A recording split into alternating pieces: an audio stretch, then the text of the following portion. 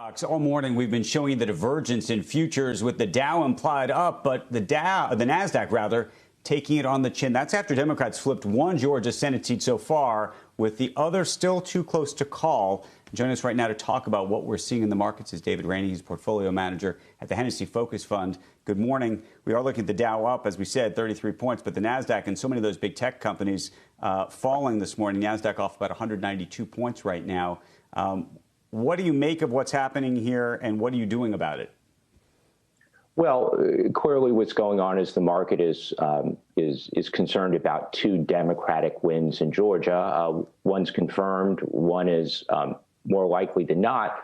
I think with two wins, you'll likely see increased volatility in the market, and you'll see several sectors come under very heavy legislative and regulatory scrutiny.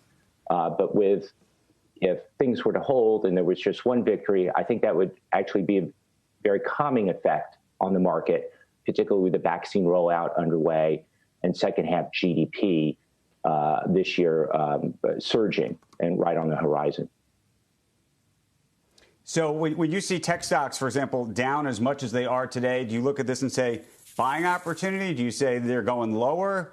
Do you say we're in the beginning of a correction? I'll also note, while we've even in the last minute and a half, the Dow, which was positive, has turned negative. Well, we don't own a lot of tech stocks in the Hennessy Focus Fund, but I would suggest that it's one of the industries, particularly social media, that would be in the crosshairs of a Democrat-dominated Congress and White House. So, no, you'll probably see more volatility in that sector for the next several months as committee chairmen get into place and legislation begins to make the rounds. In terms of where you see opportunity, where do you want to be and where don't you want to be?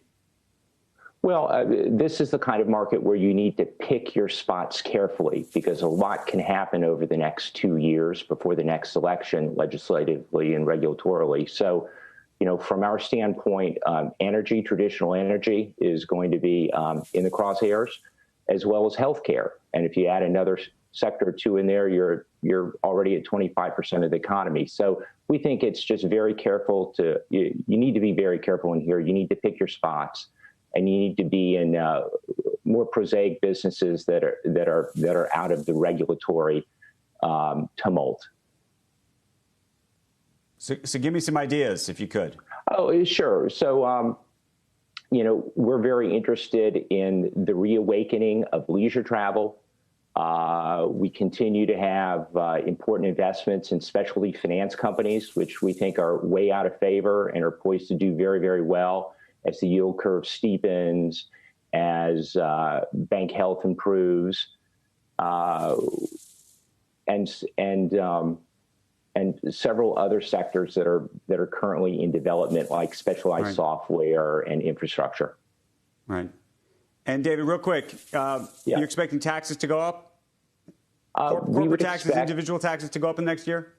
Yes. I don't think the Democrats will dither away a year the way the Republicans did 4 years ago and wait to raise taxes and debate the finer points of tax increases. I think you'll probably see one, if not two rounds of tax increases over the coming year.